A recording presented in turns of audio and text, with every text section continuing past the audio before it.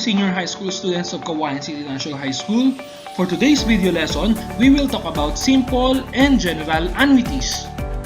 The objective of this lesson is to illustrate simple and general annuities, distinguishes simple and general annuities, finds the future value and present value of both simple annuities and general annuities, calculate the fair market value of a cash flow stream that includes an annuity, calculate the present value and period of deferral of a deferred annuity. Let's begin with the definition of annuity.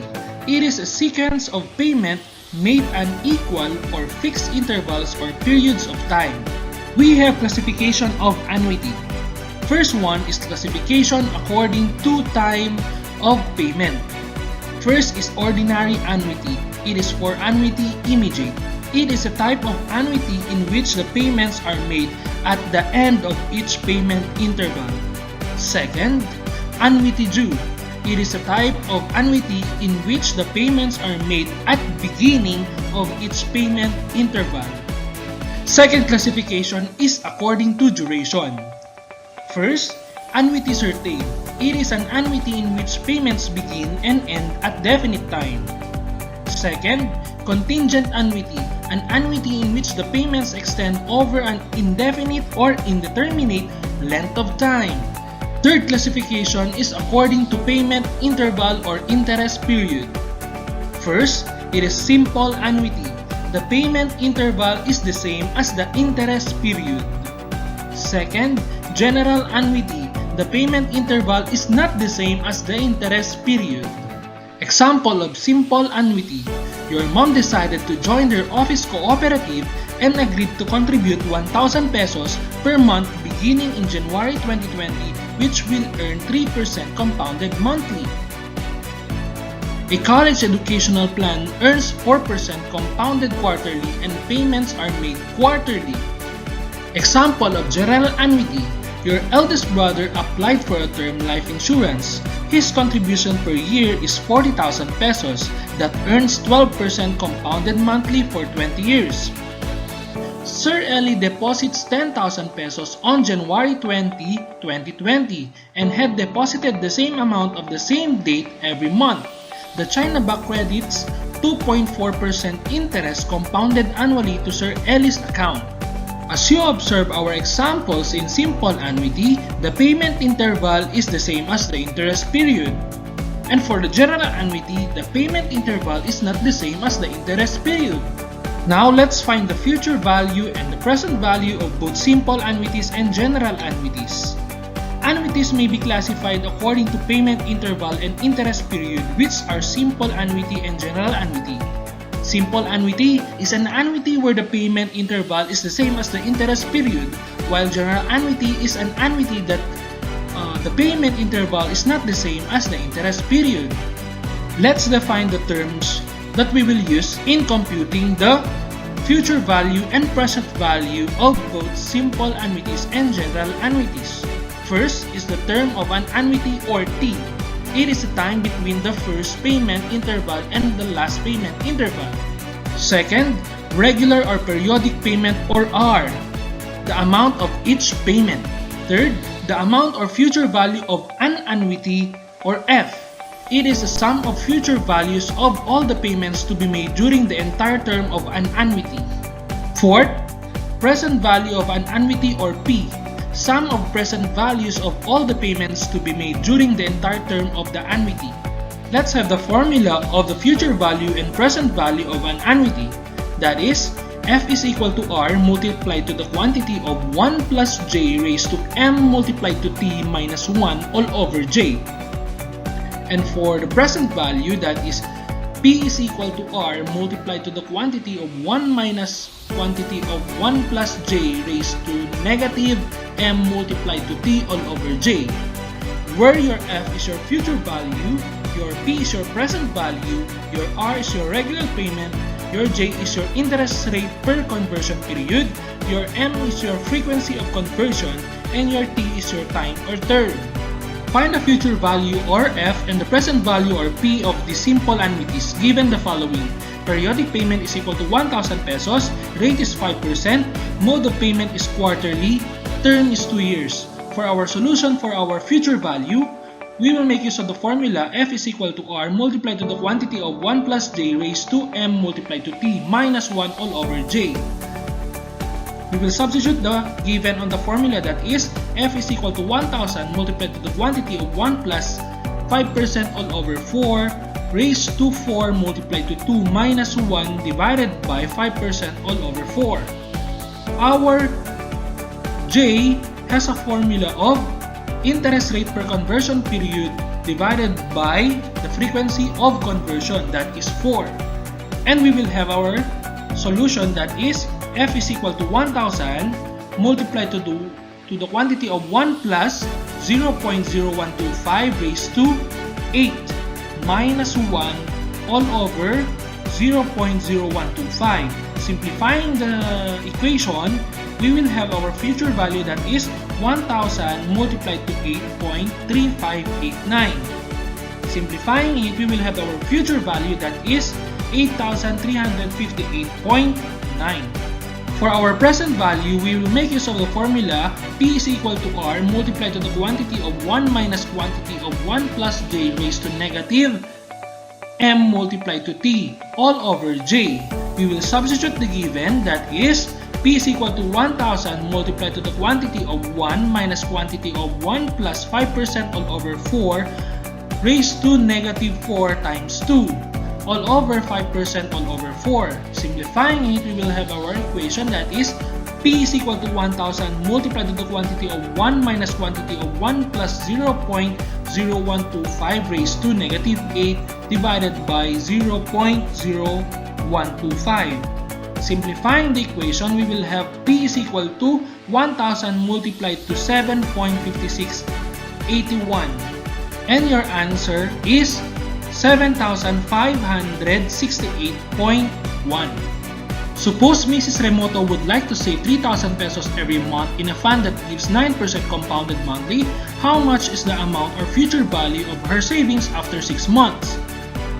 We will have a given, that is periodic payment or R is 3,000 pesos, term or T is 6 months, interest rate per annum or I raised to 12 is equal to 0.09, number of conversion per year or M is equal to 12, interest rate per period or J is equal to 0.09 all over 12 is equal to 0.0075. We will make use of the formula F is equal to R multiplied to the quantity of 1 plus J raised to M multiplied to T minus 1 all over J. Substituting our given in our formula, we will have F is equal to 3,000 multiplied to the quantity of 1 plus 0.09 all over 12 raised to 12 multiplied to 6 all over 12 minus 1 all over 0.09 all over 12.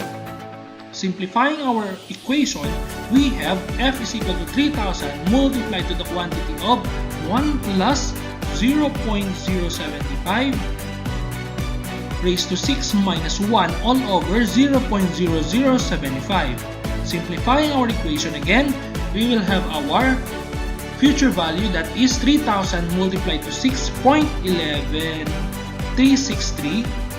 Simplifying it, we will have a future value that is amounting to 18,000 pesos 340.89.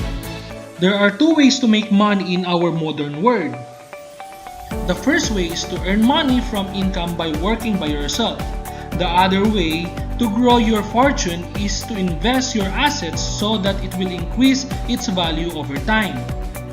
In this topic, you may learn the different markets for stocks and bonds to help you earn money by saving money for future use. Example of which is investing in a certain corporation, organization, or company with higher possibility to gain profit. Let's have the definition of stock market. It is a place where investors go to trade equally securities. Example, shares issued by corporations. Another is bond market, where investors go to buy and sell debt securities issued by corporations or governments. Another is no par stock. It is a stock without a par value. Broker, a dealer in stocks and bonds. Yield, It is a rate of income on bonds, broker's commission, a fee charged by a broker, stock certification, a paper showing, shareholder, anyone who owns stock, dividends, profit distributed to, market price, selling price of stock. Now let's talk about fair market of a cash flow stream includes annuity. This topic will help you to become money wise when you plan to have your own car, lot, or even a house in the future despite of having little budget. Specifically, in this topic, you will learn to compare the offers and find out which one is cheaper or more affordable by computing or calculating the fair market value of each item. Let's define our cash flow. It refers to payments received or cash inflows or payments or deposit made or cash outflows. Cash inflows can be represented by positive numbers. Cash outflows can be represented by negative numbers. Fair market value or economic value of a cash flow or the payment stream. It refers to a single amount that is equivalent to a value if the payment stream at that date. Focal date, a date of your payment stream. Mr. Ribay received 2 offers of a lot that he wants to sell. Mr. Ocampo has offered 50,000 pesos and 1 million lump sum payment 5 years from now. Mr. Cruz has offered 50,000 pesos plus 40,000 pesos every quarter for 5 years. Compare the fair market values of the 2 offers if money can earn 5% compounded annually. Which offer has a higher market value? For our given, Mr. Ocampo's offer is 50,000 down payment, 50,000 pesos down payment, and a 1 million pesos after 5 years. For Mr. Cruz's offer, it has 50,000 down payment and 40,000 pesos every quarter for 5 years. For our solution, choose the focal date to be at the end of the term. For Mr. Ocampo's offer, at the end of the term, 1 million pesos is valued as such because this is the value at t is equal to 5. The future value of 50,000 pesos at the end of the term at 5% compounded annually is given by f is equal to p multiplied to the quantity of 1 plus j raised to n. Substituting our given, we will have f is equal to 50,000 pesos multiplied to 1 plus 0.05 raised to 5. That is equal to 63,814.08. For our fair market value or FMV, we will make use of the formula fair market value is equal to down payment plus present value. Substituting our given plus our future value or the present value, we will now have future value is equal to 63,814.08 plus 1 million pesos, that is equal to 1 million pesos 63,814 pesos 0.08. For Mr. Cruz offer, the future value of the ordinary general annuity is given by f is equal to r multiplied to the quantity of 1 plus j raised to n minus 1 all over j. Substituting our given, we will have f is equal to 40,000 pesos multiplied to 1 plus 0.05 all over 4 raised to 4 times 5 minus 1 all over 0.05 all over 4. Simplifying our equation, we will now have f is equal to 40,000 pesos multiplied to 22.56928. Simplifying it, we will now have our future value that is 902,519.2 pesos. For our fair market value, the future value of 50,000 pesos at the end of the term is 63,814.08, which was already determined earlier. For our fair market value, we will make use of the formula down payment plus present value. So our future value now becomes 63,814.08 plus 900,509.40. That is equivalent to 966,333.28. The difference between the market values of the two offers at the end of the term is 97,480.8 from 1,063,814.08 minus 966,333.28. As expected, Mr. Ocampo's offer still has a higher market value even if we choose the focal date to be at the end of the term. Next topic is to calculate the present value and the period of deferral of a deferred annuity. Deferred payment annuity is an insurance product that provides future payments to the buyer rather than an immediate stream of income, also known as deferred annuity or delayed annuity. Annuity is a financial contract that allows the buyer to make the lump sum payment or a series of payments in exchange for receiving future periodic disbursement. Premium, an investment that grows both by the contribution or interest before payments are initiated. The period of deferment is the time of interval to the beginning of the first payment interval. Take note, if the first payment is due at the end of the specific interval, the formula is D is equal to M multiplied to K minus 1. And if the payment is due on the next interval of the formula is D is equal to M multiplied to K. For our formula in solving the present value of a deferred annuity, we have PV is equal to R multiplied to 1 minus quantity of 1 plus J raised to the quantity of negative D plus M all over J minus R multiplied to 1 minus quantity of 1 plus J raised to negative D all over J, where your PV is equal to present value, your R is your regular payment, your J is your rate per conversion period, your J is IM all over M, which is your IM is your annual rate, and your M is your number of conversion period, your N is number of paying periods, your N has a formula of T multiplied to M, wherein your T is equal to number of years, and D means that it is your deferred periods. Let's have an example. Hazel availed of a cash loan that gave her an option to pay 10,000 pesos monthly for 1 year.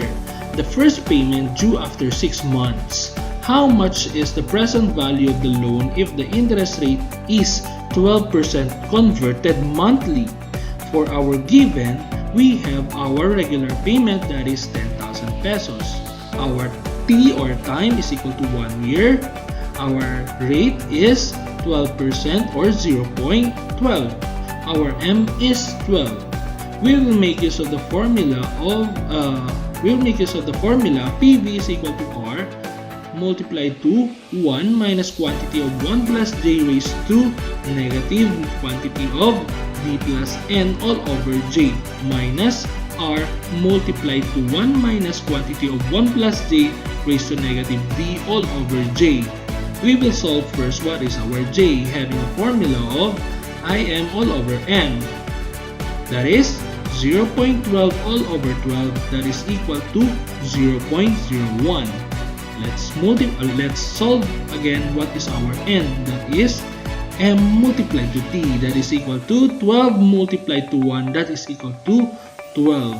And our D is 6 minus 1, that is 5 periods.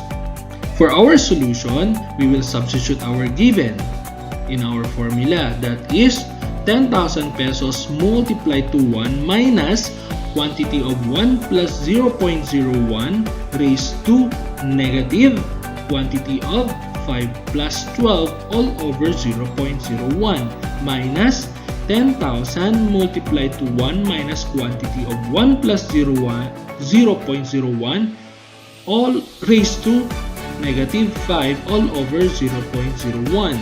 Simplifying it, we will have 10,000 multiplied to 1 minus quantity of 1.01 raised to negative 17 all over 0.01 minus 10,000 multiplied to 1 minus quantity of 1.01 raised to negative 5 all over 0.01.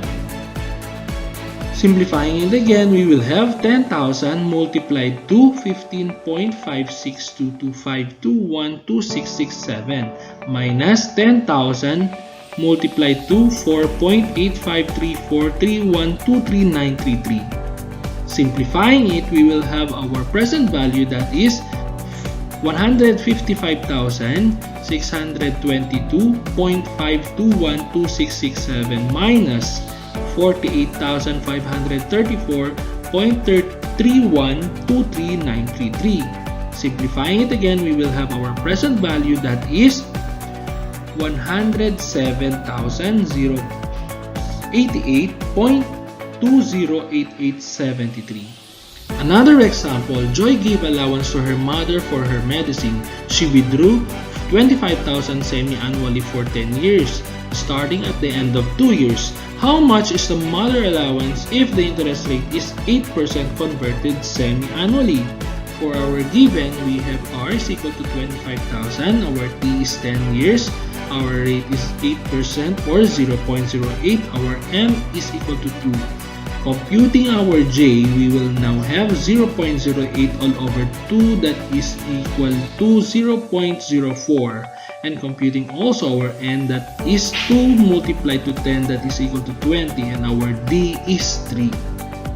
Okay, let's make use of the formula. PV is equal to R multiplied to quantity of 1 minus quantity of 1 plus J raised to negative quantity of D minus N all over J, minus R multiplied to 1 minus quantity of 1 plus J raised to negative D all over J. Substituting the given in our formula, we will now have 25,000 multiplied to 1 minus quantity of 1 plus 0.04 raised to negative quantity of 3 plus 20 all over 0.04 minus 25,000 multiplied to 1 minus quantity of 1 plus 0.04 raised to negative 3 all over 4. Simplifying it, we will now have 25,000 multiplied to 1 minus quantity of 1.04 raised to negative 23 all over 0.04 minus 25,000 multiplied to 1 minus quantity of 1.04 raised to negative 3 all over 0.04. Simplifying it again, we will now have 25,000 multiplied to 14.856841675 minus 25,000 multiplied to 2.7750910325. Simplifying it, we will now have 3,740,930.34,384 minus 71,285.95536. Simplifying it, we will now have our present value, that is 302,043.77. Thank you for listening and watching. I hope that you learned something. If you have clarification, question, message me in my messenger account, that is Kim Francis Season Alum. Till next video lesson, goodbye!